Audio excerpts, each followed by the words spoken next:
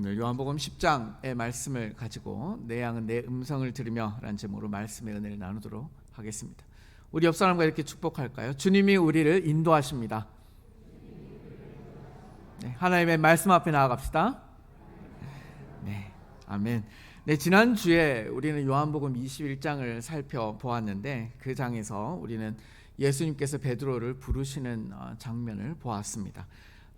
목자로 세우시죠. 베드로를 목자로 세우시되 네가 형제들을 굳게 할 목자가 되었으면 좋겠다.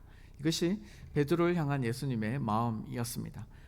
그렇게 한번 말씀하신 것이 아니라 당신의 양을 맡기시기 위해 공생의 기간 3년 동안 예수님은 베드로를 외적으로 또 내적으로 많이 훈련시키셨습니다. 준비시킨 것이죠. 그리고 마지막에 하나님을 향한, 예수님을 향한 그 사랑이요, 숨겨져 있었던 실패 가운데서도 부인할 수 없는 베드로 안에 있는 그 사랑의 열정을 끄집어 이끌어내십니다. 그리고 나서 그를 목자로 세우신 것이죠. 그래서 오늘 주일도 지난 주일에 이어서 그 목자됨에 대한, 그리고 그 목자와 그렇다면 그 목자의 양은 누구일까에 대한 내용으로 이어서 설교하려고 합니다. 오늘 말씀은 그 목자이신 예수님이 내 양과 내 양이 아닌 자들을 이렇게 구분하시는 내용입니다. 어떻게 보면 좀 무서울 수 있는 내용이죠. 나는 주님의 양인가 아니면 주님의 양이 아니란 말인가, 좀 무서울 수도 있는 내용이지만 오늘 우리가 살아가는 시대가 그렇게 쉬운 시대는 아닙니다. 어둠의 영들이 우는 사자와 같이 하나님의 양들을 유혹하고 겁박하고 삼키려 하는 시대 속에 우리가 살아가고 있습니다. 그러니 여러분, 양인가 양이지 않은가, 그리고 어떤 이들이 양인가에 대한 문제는 우리 인생에 굉장히 중요한 문제일 수밖에 없습니다.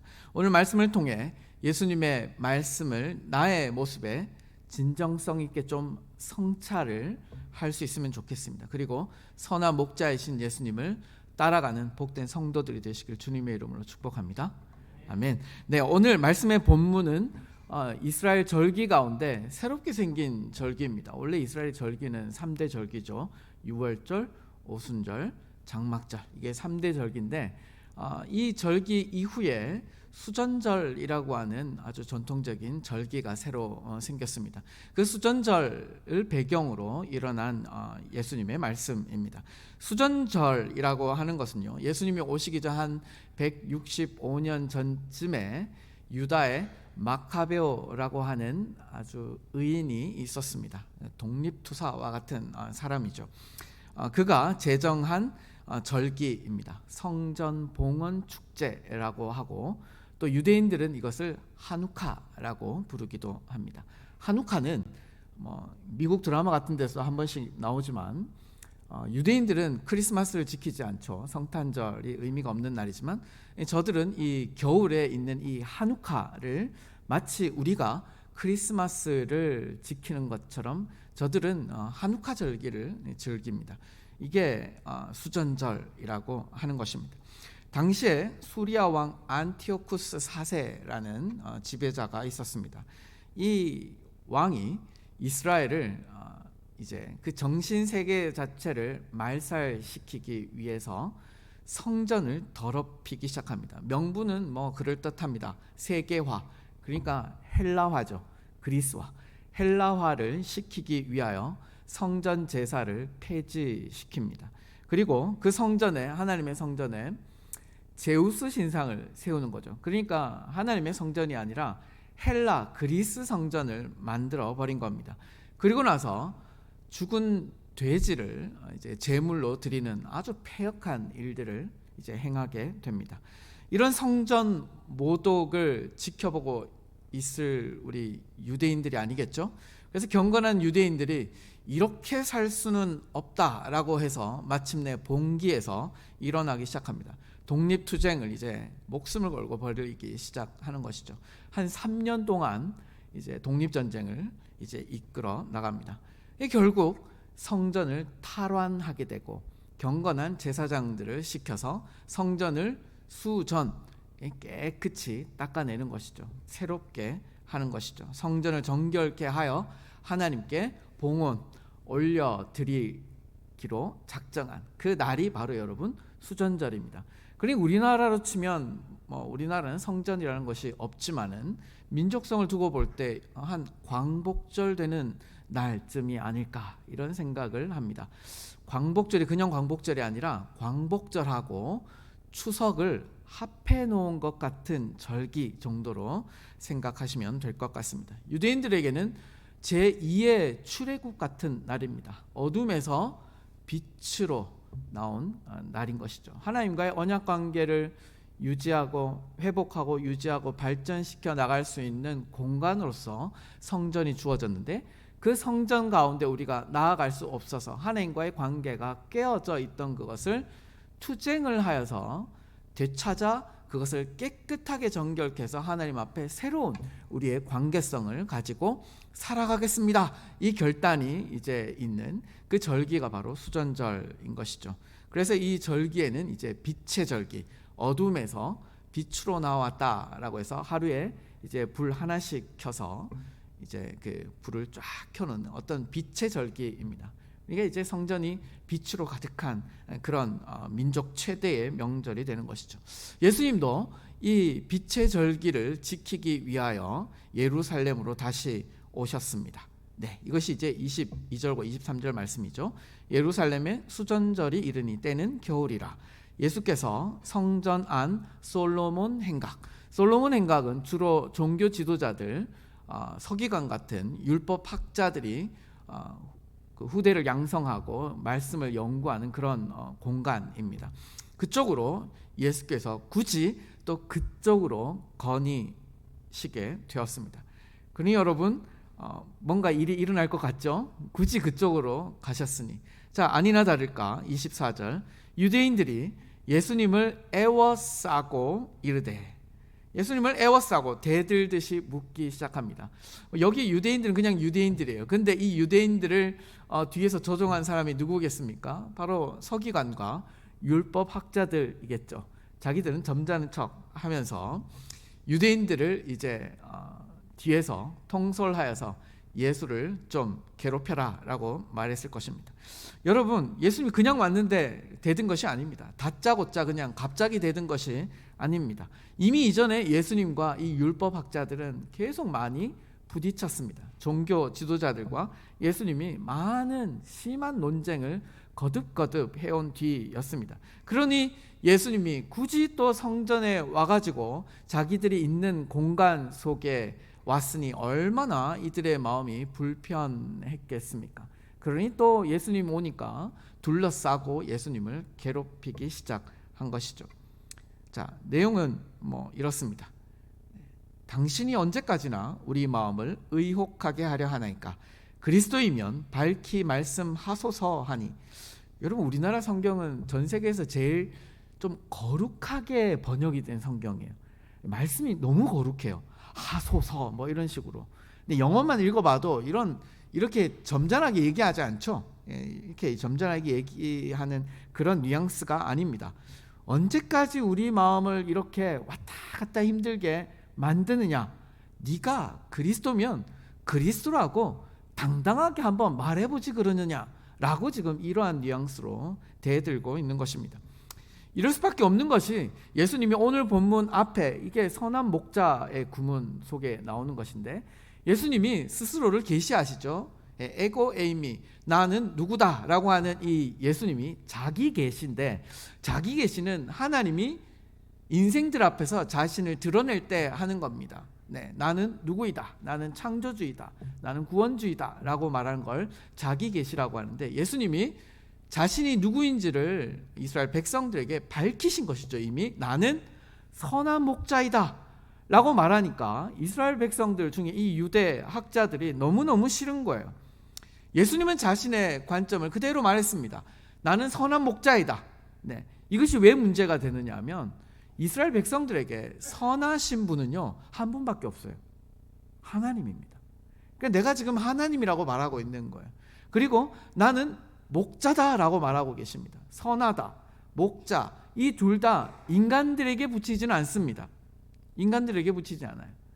그냥 양들과 인간의 관계에 있어서 양들이 있으면 좋은 목자네 라고 말할 수 있어도 사람들 안에서 사람들을 앞에 두고 나는 너희들의 선한 목자다 라고 하는 건 나는 너희의 하나님이다 이 말하고 똑같은 겁니다. 그러니 유대인들이 얼마나 펄쩍 뛰었겠습니까? 인간에게 어울리지 않는 표현을 스스로에게 붙이니 얼마나 이 교만하고 하나님의 이름을 망령되이 여기는 자인가. 그래서 여러분 이 예수님을 미쳤다라고 판단을 하고 밀어버리게 되는 것이죠. 나중에는 돌로 치려 하게 됩니다. 그래서 여러분 다시 성전에 오신 예수를 유대 지도자들이 가만둘 리가 없으니 24절과 같이 이렇게 말한 겁니다. 언제까지 우리의 마음을 의욕하게 하려느냐. 네가 그리스도면 밝히 말하라. 이렇게 말하면 죽일 수 있기 때문에 그렇습니다. 법적인 이제 사형의 빌미를 지금 찾으려고 하고 있는 것입니다. 예수님 때문에 자신들의 종교 지도자들로서의 권위와 그리고 그것이 도전받는 상황, 자기들의 기득권이 침탈당하는 것 같은 기분 나쁨이 있는 것이죠. 불쾌한 것이죠. 이스라엘 백성들은 계속해서 예수님에게 호감을 가지고 그에게 몰려들고 있으니 자신의 백성을 향한 장악하고 그리고 기득권을 가지고 있는 것이 예수님 때문에 많이 손해를 보게 된 것입니다.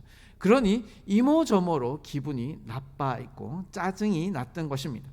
자, 성전을 진정으로 깨끗하게 할 수전절.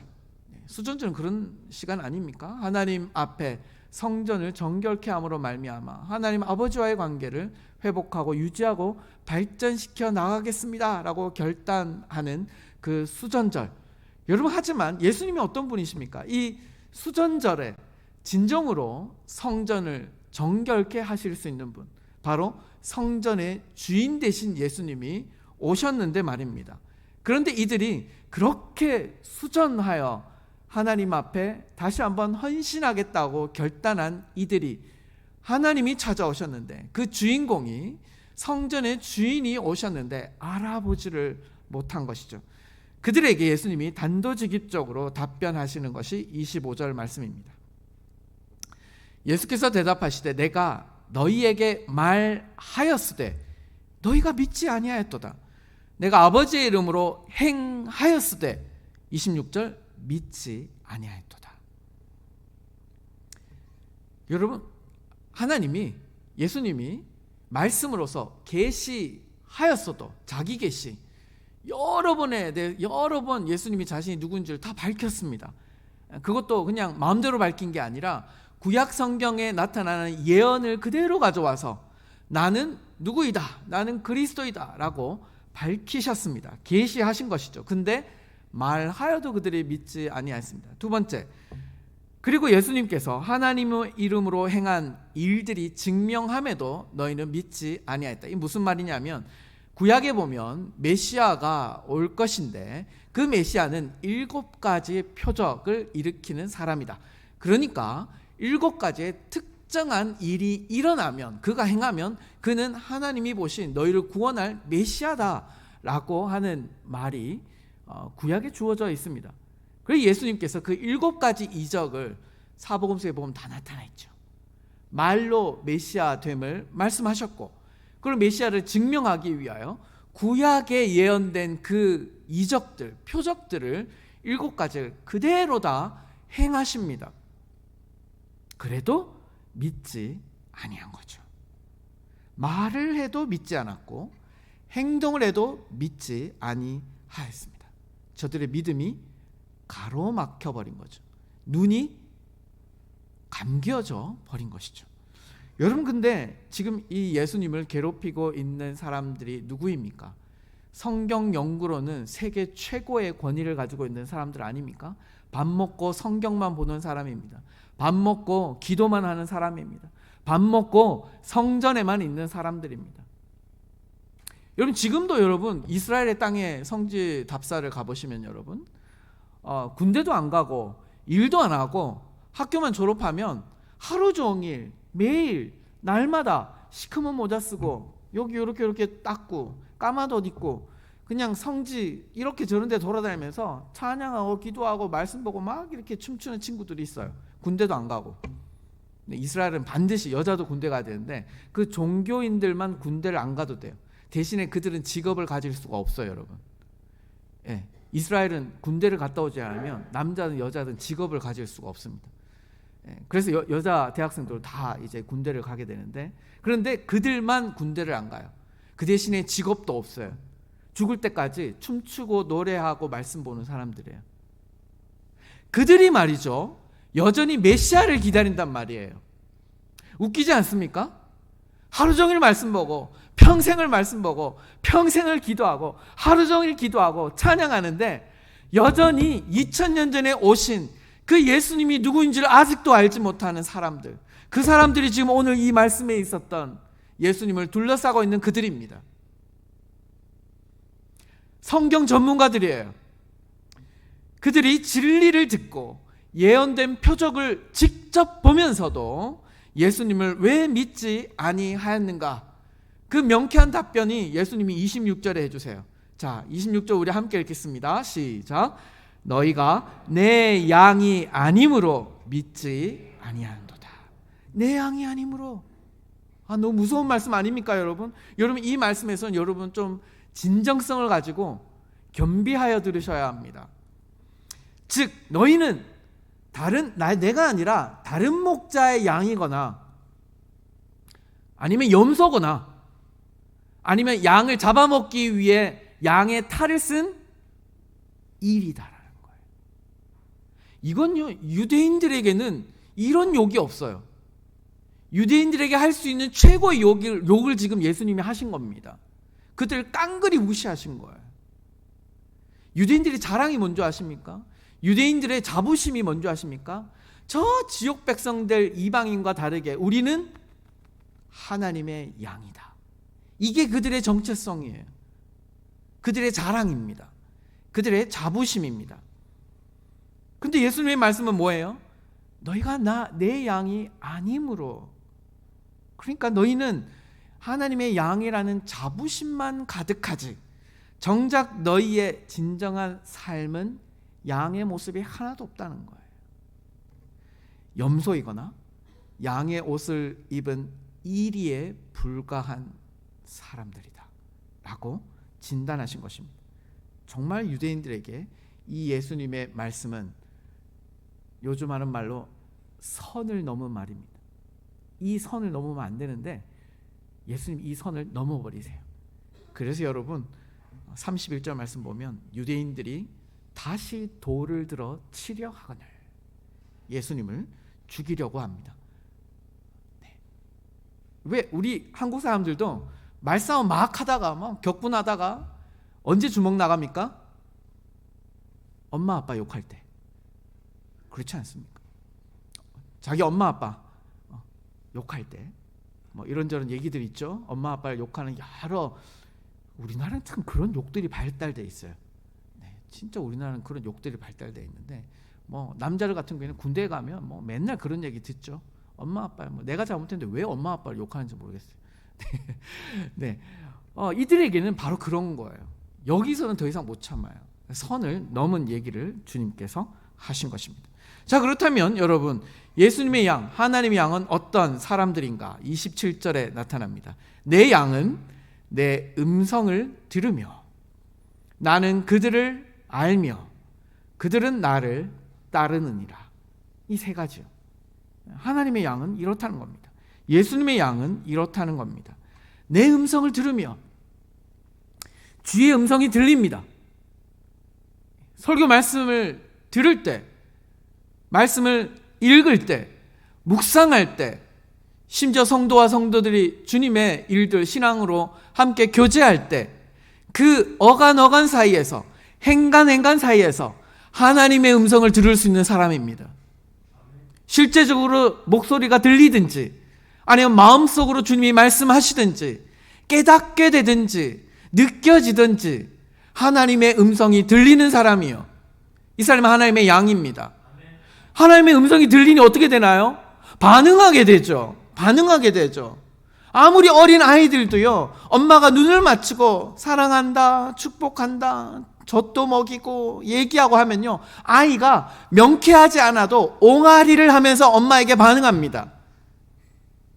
그러면서 아이가 엄마를 알아가요. 그리고 엄마는 아이를 알아갑니다. 나를 알아가며 하나님과 교제하는 것이죠. 하나님과 교제하게 되니 어떻게 됩니까? 하나님은 이런 분이시구나.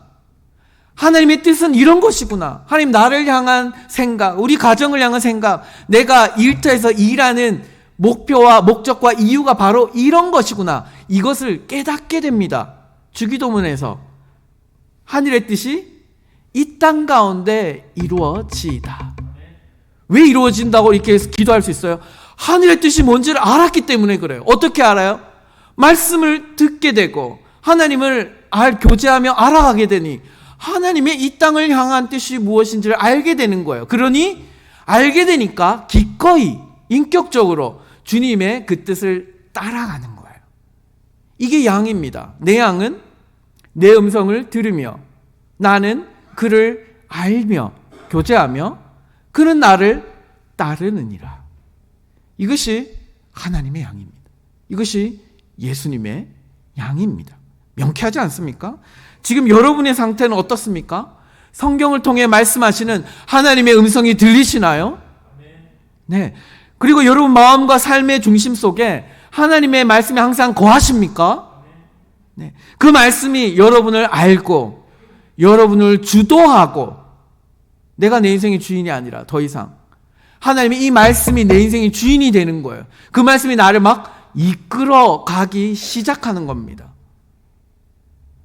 여러분 그 심령에서 울리는 그 말씀에 기꺼이 즉시 온전히 기쁘게 순종하십니까? 네, 하나님의 어린 양은 이 과정을 반드시 거치게 됩니다.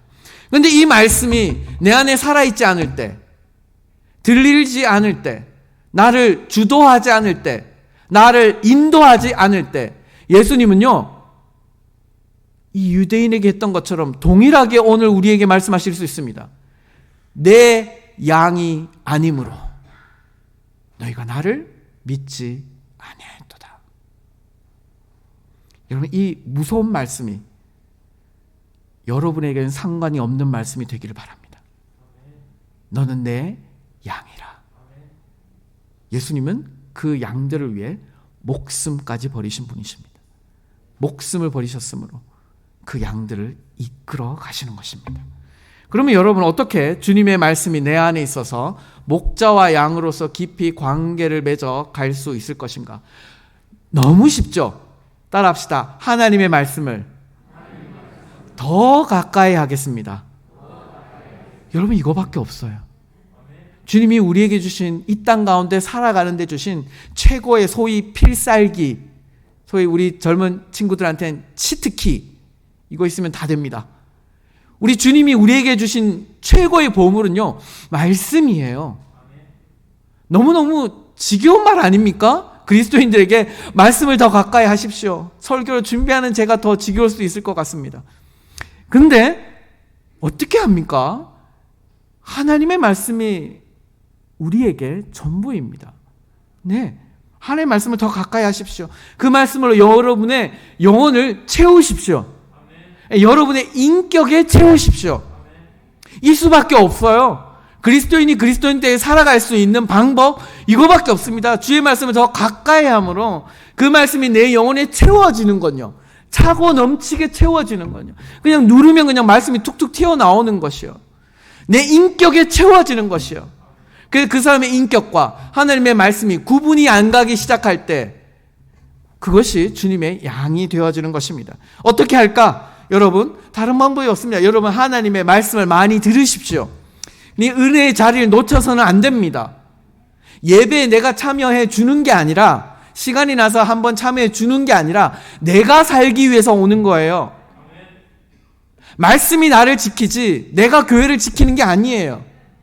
교회에 임재하시는 하나님의 영광과 하나님의 말씀이 나를 지켜주는 거지, 내가 교회에 와서 헌금 내고 행사에 참여함으로 말미암아 교회가 유지되는 것이 아니란 얘기입니다. 이게 반대로 착각하시는 불쌍한 영혼들이 간혹 한두 번씩 있을 수 있어요. 여러분 가운데 없기를 바랍니다. 네. 하나님의 말씀 여러분 지킬 겁니다. 그러니 될 수 있는 한 말씀을 듣는 자리를 소망하고 지키십시오. 이거는 목사로서 교인들 어떻게 더 많이 부흥시켜야 대한 어떤 꼼수로 얘기하는 게 절대로 아닙니다. 진심입니다, 여러분. 네. 그 대신에 여러분 말씀을 많이 들을 때 이 시대의 어두운 영들이 우는 사자와 같이 미혹하고 유혹하여 여러분을 하나님의 어린 양에서 빼앗아 가려는 영적 세력들이 존재한다 그랬죠. 여러분 요즘 어린아이로부터 노년에 이르기까지 유튜브 없으면 못 사는 세상이 되었습니다. 유튜브 탁 틀어서 말씀 이런 식으로 치면 어마어마하게 많은 설교들이 막 뜹니다. 불량식품을 먹지 마십시오. 여러분 어린아이들이 불량식품이 뭔지 아닌지 아나요? 네, 엄마가 말해주는 거죠. 이거 먹으면 안 된다. 네. 여러분 저 약국에 가보십시오. 저 약국에 가서 여러분이 먹으면 될 만한 약이 몇 종류나 있겠습니까? 극소수 몇 가지 약들을 빼놓고는 그 약은요 여러분에게 독이에요. 거기에 약국에 다 있다고 먹는다고 우리 몸이 좋아지는 게 아닙니다. 독이에요. 여러분 슈퍼마켓에 가서 막 사 먹어 보십시오. 여러분 몸이 어떻게 되나? 망가집니다. 성전된 우리 몸이 망가집니다. 슈퍼마켓에 진열돼 있다고 막 아무거나 사 드시면 안 됩니다. 제가 걱정되는 것은 유튜브에는 정말 좋은 많은 설교들이 있는데 여러분이 정말 좋은 눈으로 그것을 선택할 수 있는 눈이 있었으면 좋겠어요. 그러니 제 말은 이겁니다. 조심해서 들으셔야 합니다. 조심해서 들으십시오. 하도 이제 저도 유튜브를 이제 들어가서 이런저런 말씀을 듣다 보면 이런 말도 안 되는 2단 수준도 안 되는 소위 말씀 사역자들이 하는 이상한 말씀들이 너무너무 많은 것들, 그러니까 불량식품이 너무너무 많은 것을 보게 됩니다. 제가 유치하게 제 설교만 들으시고 다른 목사 설교는 듣지 마십시오 라고 그렇게 말하고 있는 게 아닙니다. 사실은 이 세상에 있는 어떤 음식보다 사실 집밥이 보약이다 라는 이런 말이 있습니다. 그리고 여러분을 향해서 하나님의 어떤 사명감을 가지고 저는 여러분에게 이 세상 어떤 목사님보다 최선을 다해서 제가 심무하는 그 모든 시간들 동안 최고의 건강에 좋은 말씀들로 여러분을 섬길 것이라 약속을 드립니다. 예. 그런데 여러분 정말 조심하셔야 합니다. 잘 모를 때는 엄마 아빠한테 물어봐야 되죠. 이 말씀, 이 밥, 이 음식 먹어도 되나요? 저에게 좀 물어보십시오. 목사님 요즘 이 유튜브에 이 목사님 설교 괜찮던데 어떻습니까? 이렇게. 그러면 제가 안내를 해드리겠습니다. 네, 안내를 해드리겠습니다. 근데 제가 많이 아는 그러면 여러분이 어떤 유튜브를 보고 말씀을 듣는지 저는 잘 몰라요. 아직은 몇몇 분들 정도만 아는데 제가 이제까지 사역을 해오면서 수많은 주로 그런 말씀을 듣는 분들은 어르신들이죠. 그런 듣는 메시지들을 제가 보면 너무너무 걱정될 때가 참 많이 있습니다. 말씀을 가려서 그리고 많이 들으십시오. 그리고 말씀을 많이 읽으십시오. 네, 읽으셔야 됩니다. 여러 가지로 많이 읽으셔야 됩니다. 부지런히 읽으셔야 됩니다. 부지런히 읽으셔야 됩니다. 제가 이렇게 말하면 어떤 사람들이 이렇게 말할 수 있어요. 목사님이 얼마나 바쁜데요. 이거 하느라 저거 하느라. 여러분 하루에 유튜브 몇 번 보시나요? TV 몇 번 보시나요? 여러분 정말 이거 아니면 안 된다라고 생각하는 정말 필수적인 일들 외에 우리가 헛되이 보내는 시간들, 심지어 우리를 위한다라고 보내는 수많은 시간들 가운데 의미 없는 시간들이 얼마나 많은 줄 아십니까? 그런 일들은 다 행하고 말씀을 읽을 시간은 없다고 그래요. 왜 없습니까? 말씀을 읽을 시간이 없으면 다른 시간을 줄이세요, 여러분. 그게 여러분이 사는 길입니다. 이거 외에 이건 굉장히 심각한 말이에요. 하나님의 말씀을 읽는 것보다 더 중요한 일이 우리가 살아가는 이 세상 속에, 우리의 인생 속에 더 무엇이 있다는 말입니까?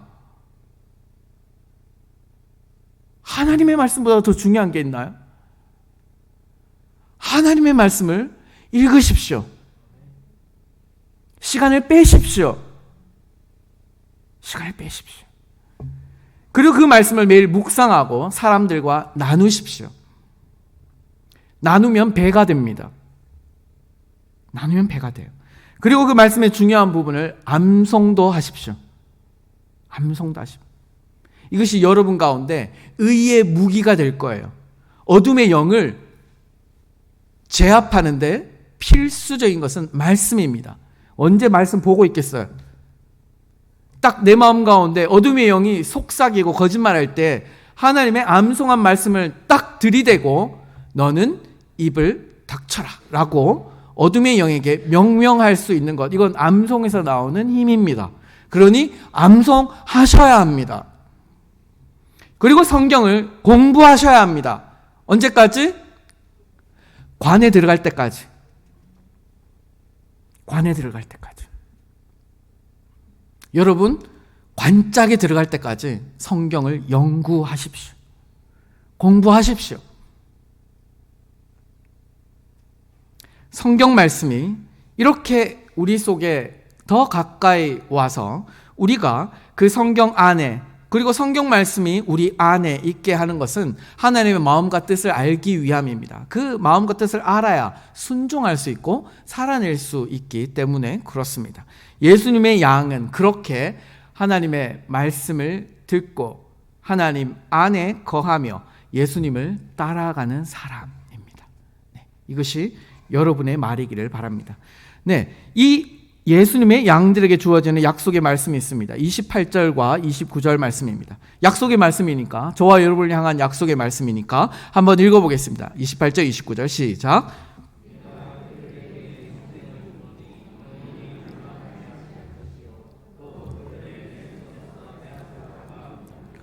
그들을 주신 내 아버지는 만물보다 크심에 아무도 아버지 손에서 빼앗을 수 없느니라. 하나님의 손에 붙들려 있는 자 아무도 내 손에서 빼앗을 수 없느니라. 예수님이 평생을 그를 지키신다는 약속입니다. 네, 사도행전에 보면 이러한 여인이 한 사람 나오는데 다비다라고 하는 예수님의 여자 제자입니다. 별명은 도르가. 도르가는 사슴이라는 뜻을 가지고 있습니다. 사슴처럼 큰 눈망울을 가지고 사슴과 같이 좋은 채소들, 채소, 풀 같은 것들을 먹을 때 그냥 먹는 게 아니라 되새김질을 하죠. 끊임없이 먹고 되새김질을 합니다. 하나님의 말씀을 되새김질을 하며 날마다 주의 말씀을 묵상하며 그리고 커다란 눈망울로 항상 주변 사주를 경계하는 사람. 그래서 고요히 그리고 경건히 그 예수 그리스도의 제자로 살아가길 소원했던 여인, 그리고 하나님의 말씀대로 사람들을 섬기되 선행과 구제를 많이 한 신실한 그리스도인이었습니다. 그가 병으로 죽었을 때 그의 도움을 받은 수많은 과부들과 사람들이 많이 슬퍼했는데, 자, 이제 하나님이 베드로를 그에게 보내어서 다시 살리십니다. 이 큰 일을 겪게 되면서 욥바에 살고 있었던 수많은 사람들이 하나님을 믿기 시작합니다. 예수님을 주로 영접하는 일들이 일어나기 시작한 것이죠. 자, 여러분, 주님의 말씀을 듣고 주님의 말씀을 새기어서 말씀을 따라 주님의 사랑을 살아내는 사람, 다비다. 바로 이 다비다와 같은 사람이 예수님의 양인 것입니다. 그 삶의 결과는 더 많은 사람이 주님께 돌아오게 하는 일로 쓰임 받게 된다는 것입니다. 바로 저와 여러분을 향한 주님의 계획입니다. 이것이 여러분 가운데 아멘이 되시기를 바랍니다. 여러분 이제 계시록 7장 15절 17절 말씀 자막에 보시면 예수님의 양으로 살아가는 사람들에게 주어지는 영광스러운 미래가 소개됩니다. 네, 그렇죠. 15절에서 17절 우리 천천히 한번 읽어볼까요? 시작. 그러므로 그들이 하나님의 보좌 앞에 있고 또 그의 성전에서 밤낮 하나님을 섬김에 보좌에 앉으시니가 그들 위에 장막을 치시리니 그들이 다시는 줄이지도 아니하며 목마르지도 아니하고 해나 아무 뜨거운 기운에 상하지도 아니하리니 이는 보좌 가운데 계신 어린 양이 그들의 목자가 되사 생명수 샘으로 인도하시고 하나님께서 그들의 눈에서 모든 눈물을 씻어 주실 것임이니라. 아멘. 이것이 여러분의 영광스러운 미래입니다. 네, 이것이 우리의 소망입니다. 살아가야 되는 소망이요. 이미 그림을 청사진을 그려 놓으신 거예요. 우리의 기도는 바로 이 기도입니다. 주님, 이 마지막 우리의 인생의 결론을 향하여 오늘도 살아갈 수 있도록 힘주시고 능력 주시고 주의 말씀을 가까이 하겠사오니 그 말씀이 우리를 역사하시고 주도하시고 이끌어가 주시옵소서. 이것이 예수님의 양으로 살아가는 겁니다. 우리 옆에 사람과 이렇게 축복할까요? 예수님의 양으로 살아가십시오. 아멘. 네. 하나님의 말씀을 가까이 하고 하나님의 말씀을 마음에 간직하고 그리고 머리로 깊이 묵상하고 그래서 하나님의 뜻을 알아서 그 말씀에 순종하여 살아가는 모든 주님의 양들이 되시길 우리 주님의 이름으로 축복합니다. 아멘.